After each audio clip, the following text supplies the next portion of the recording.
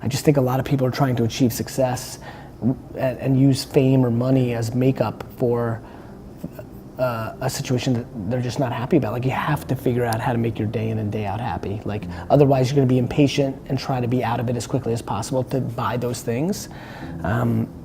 Or you're gonna regret it later in life, right? I think the people that are workaholics that regret missing their family is it didn't make them as happy as they thought. They didn't take advantage of the family time. That, like, this is just a big happiness game to my life. And so I figure out what makes me happy, and so like that's what I do, and you need to figure out what that is, and I just don't understand how people think wealth is the gateway to happiness. I just don't. Or, you know, the gateway to happiness is to love your process, whatever that may be, whether that creates wealth or doesn't, if that creates legacy and art or it doesn't, that creates impact on the world or it doesn't. You've gotta try and figure that out at all costs. And if you're not happy right now, you need to do something different. You just have to, if you are not happy right now, you have to break your patterns and you have to look at life from a different perspective. You have to find a different angle to look at it from, because this shit is fast even though it's long. I think our purpose finds us. I feel like things come to me. I think one could argue that I'm doing the behavior that allows that to happen, but for some reason I believe that you're chosen a little bit, and because I believe a little bit more in DNA than I think most people. I like making people feel good because it makes me feel good. I'm being selfish by providing others value because it brings me my biggest joy. Let me tell you what luck is. Luck is that you were built in a way where that is genuinely the way you feel, because then you actually do it because you love it, and then enormously awesome shit happens to you. So how do you think I work so hard? Because I'm filled with gratitude that I was built that way, because that gift, that gift is the thing. I've decided I'm gonna share something. For a lot of you that have watched for a long time, this is gonna be a cool moment, I think, if you think it's cool. Truth is, I talk a lot about the strategy of 51-49, giving a little bit more for the leverage of it. The truth is, it's my most natural joyous state. You know, I've molded it, I've experienced the benefits of it from a business standpoint. But I didn't think that way when I was 8 years old, when I was 10 years old, and on my 10th birthday when my grandma took me to Toys R Us, I decided to buy my sister a Cabbage Patch doll because I knew she would be more excited about me doing that than me buying anything at Toys R Us. Listen, everybody close their eyes and think about the person that brings you the most like happiness and love and value. You're always trying to be around that person. I know tens of thousands of people, and I know thousands of people extremely well, and I know hundreds of people deeply well. There is no correlation between how much money someone makes and their level of happiness. I have friends who make $47,000 a year and are the happiest people I know. Their work-life balance is on point. They're part of 2 soccer teams. They play video games. They watch every show they want. They take 2 vacations that they scrap together, and they're freaking happy as hell. And I know tons of people who I grew up with in the Silicon Valley boom who have hundreds of millions of dollars in their bank account and are as miserable and as lonely and as broken as you'll ever see. So I implore all of you to please reverse engineer and figure out who you are. I don't want to lay in a swan in a pool. I don't want to. I don't want to go to Ibiza for 4 days. I do not want to. I don't. I want to sit there and smile.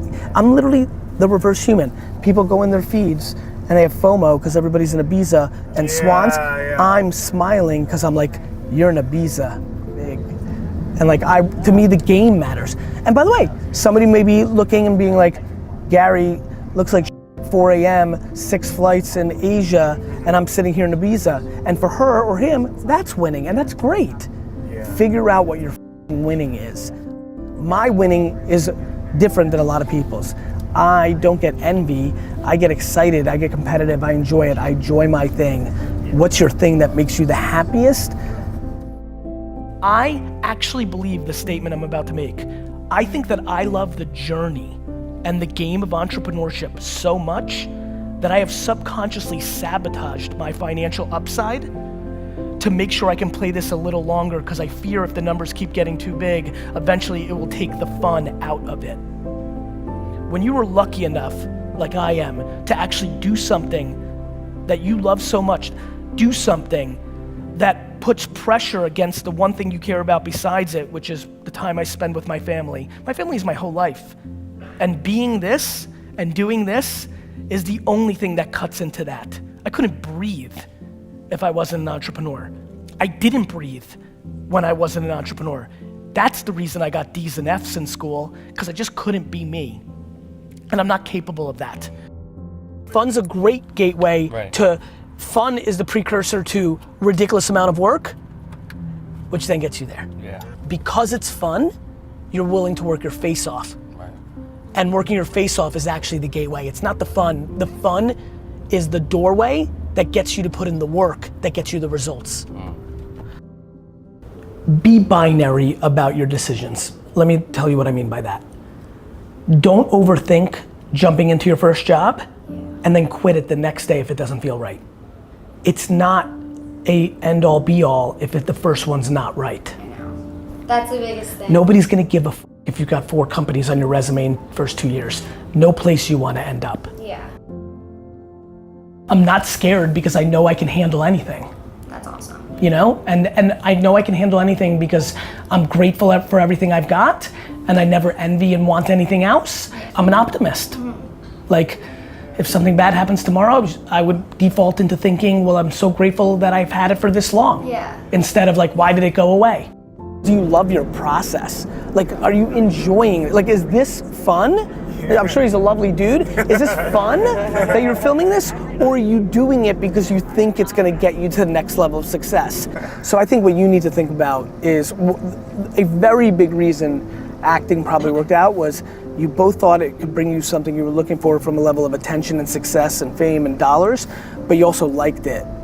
Because otherwise, if you didn't like it, you would have quit after the 3rd no at auditions. When you do something for money, you quit. When you do it because you love it, you do it forever.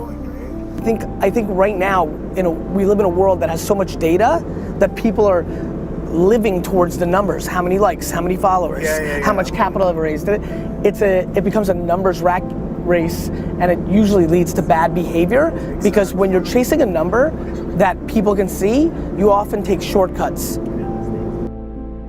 Every one of the kids everybody who's watching this on YouTube right now, every 17-year-old is like, they got the parents' pressure, and I keep telling these kids, I'm like, you're better off being upset and having issues now, because if you listen to them and become a lawyer and you wake up at 39 and you're miserable, you're gonna fucking regret it, and you're gonna blame your parents for the rest of your life, and you guys are gonna have 30 years of bad relationship instead of 30 months. The key is to be happy with yourself. Right. Like, I have no interest in making you happy about my work-life balance. You worry about your work-life balance. Like, my key is first me, and this is in order, then my kids and my wife, because if I'm happy, then I can do anything for them, and that's it. Right. And that's what matters.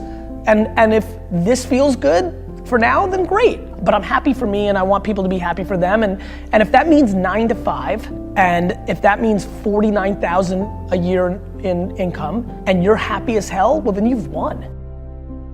The enormous minority of unhappy people in our society are dramatically louder and are impacting us more than the far majority of us that are happy and good.